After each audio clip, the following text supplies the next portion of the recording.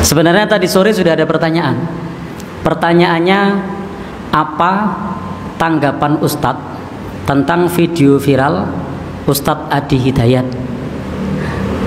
Tapi tidak saya jawab. Kenapa tidak saya jawab? Karena ini bagi saya buah si malakama. Ya, ketika saya menjawab ini agak berat di satu sisi, ada plus minus. Dan saya memilih memberikan jawaban offline. Dan saat ini pertanyaannya dengan diksi yang berbeda. Bagaimana jika Ustadz di posisi seperti Ustadz Adi Hidayat? Apa yang akan Ustadz lakukan? Baik, ini kapasitasnya berarti saya bukan nanggapi Ustadz Adi Hidayat ya. Ini kapasitasnya bukan nanggapi. Untuk pertanyaan, apa tanggapan Ustadz tentang video Ustadz Adi Hidayat yang tadi sore, saya tidak menjawab. Dan ini pertanyaannya beda. Pertanyaannya adalah, bagaimana jika Ustadz berada di posisi seperti Ustadz Adi Hidayat dalam video yang viral yang terkait dengan surat Maryam dan surat Yohanes. Baik, ini teman-teman semua yang berbahagia yang dirahmati oleh Allah Subhanahu wa taala, tanpa mengurangi rasa hormat saya dengan Ustadz Adi Hidayat.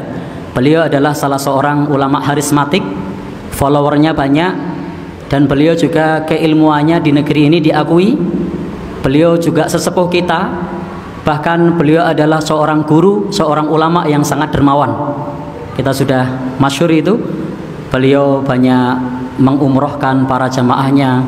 Beliau banyak membantu orang-orang yang kekurangan, sangat sedikit sekali yang mampu seperti beliau. Sehingga apa yang saya sampaikan ini murni jawaban saya atas penanya yang menyampaikan, andai saya di posisi seperti Ustadz Adi Hidayat, apa yang akan saya lakukan. Jadi tanpa mengurangi rasa hormat saya kepada beliau. Dan beliau adalah seorang ustadz yang keilmuannya diakui. Beliau hafal Al-Quran, beliau hafal hadis-hadis Nabi. Tidak hanya sekedar hafal, beliau paham pojok kanan atas, pojok bawah, beliau sudah hafal itu. Sementara saya hanya sebagai seorang dai mubalek tarkam. Tarkam itu antar kampung, sehingga bukan kapasitasnya menanggapi video beliau, tapi ini pertanyaan jika saya berada di posisi seperti beliau, apa yang akan saya lakukan. Baik, jika berada di posisi beliau, maka saya ketika memanggil mahasiswi atau mahasiswa non muslim, yang akan saya tanyakan adalah bagaimana kesan Anda kuliah di kampus Muhammadiyah.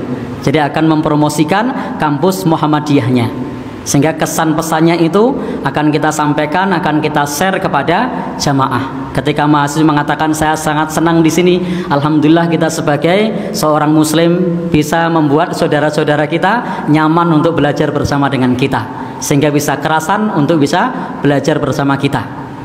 Saya tidak akan memberikan kesempatan kepada mahasiswi tersebut untuk mensyiarkan ayat-ayatnya. Saya tidak akan berikan kesempatan, karena ketika kita minta untuk membaca Al-Quran, itu sama saja saya memberikan kesempatan kepada mahasiswi tersebut mensyiarkan agama dia. Dan jika ternyata tidak terduga, ternyata mahasiswi tersebut membaca ayat-ayat, maka saat itu kita harus bisa punya posisi yang jelas, karena tidak boleh kita ridho dengan sesuatu yang itu berbeda konsep dengan agama kita. Misalnya ternyata mengutip surat Yohanes pasal berapa? 3 ayat 16 yang menyebutkan anak Allah. Maka kalau kemudian saya hafal surat Maryam, maka saya akan menerjemahkan bahwasanya saya adalah hamba Allah. Nah, saudara-saudara muslim, disinilah letak perbedaan kita.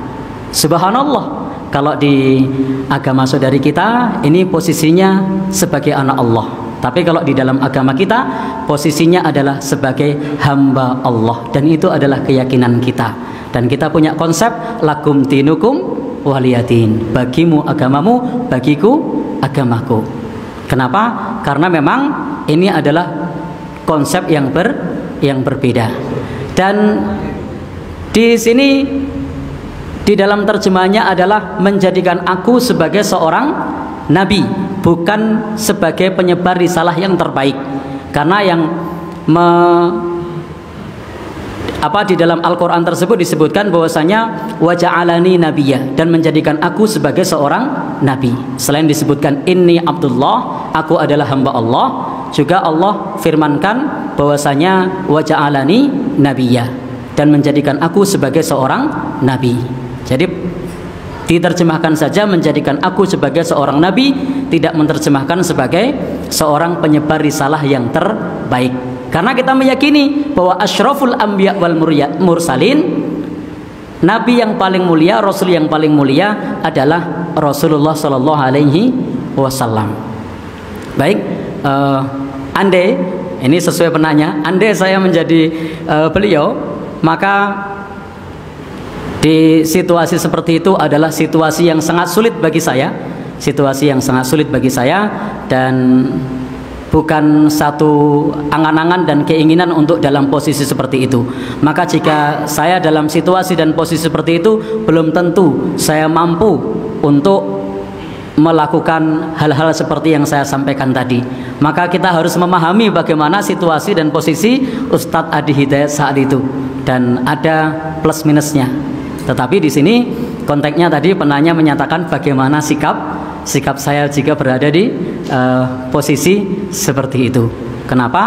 Ya, tidak menyampaikan, memberi kesempatan untuk membaca ayat-ayatnya, karena tidak ingin memberikan kesempatan kepada orang lain mempromosikan agamanya. Tetapi cukup kita promosikan kampus Muhammadiyah kepada siapapun, dan cukup kita sampaikan bahwa toleransi kita itu adalah bisa sekolah bersama, bisa kuliah bersama, dalam masalah kemanusiaan menjunjung tinggi-tinggi nilai-nilai kemanusiaan, menjunjung tinggi nilai keadilan. Bahkan Al-Quran mengatakan kepada kita, wala yajrimannakum syana'anu qaumin ala alla ta'dilu, janganlah kebencianmu kepada suatu kaum membuat kamu berlaku tidak adil. Al-Quran mengajarkan kepada kita jangan sampai kita berlaku tidak adil meskipun kepada yang kita tidak suka sekalipun. Jadi Al-Quran mengajarkan kepada kita agar kita menjunjung tinggi nilai-nilai keadilan. Al-Quran sudah mengajarkan kepada kita untuk lakum dinukum waliyatin. Toleransi kita tidak mencampuri umat beragama lain, tidak mengganggu umat beragama lain. Toleransi kita berusaha untuk bersama-sama dalam perkara-perkara yang terkait dengan perkara yang bukan akidah. Bisa saling membantu dalam hal pembangunan jalan, bisa pula ketika mereka sakit kita menengok, mengobatinya, bahkan boleh mendoakan dalam urusan-urusan duniawi agar sakitnya sembuh, bahkan boleh juga mengajarkan ilmu-ilmu dunia, itu tidak masalah. Tetapi dalam konteks akidah memang itu bukan sesuatu yang sama, bukan sesuatu yang mirip, karena di dalam akidah mereka bahwa Nabi Isa adalah dianggap sebagai anak Allah, sementara dalam agama kita Allah berfirman dengan tegas, qul huwallahu ahad Allahus samad lam yalid walam yulad walam yakul lahu kufuwan ahad. Allah Subhanahu wa taala itu maha tunggal, bahwa semuanya bergantung bertawakal kepada Allah, dan Allah itu tidak melahirkan dan tidak dilahirkan, dan tidak ada seorang pun yang setara dengan beliau. Dan harapan saya dengan apa yang saya sampaikan ini tidak membuat kita kemudian berpecah belah, tetapi hendaknya kita bersikap objektif, bahwa seseorang di dalam bersikap bisa saja punya sudut pandang yang berbeda. Wallahu a'lam bishawab.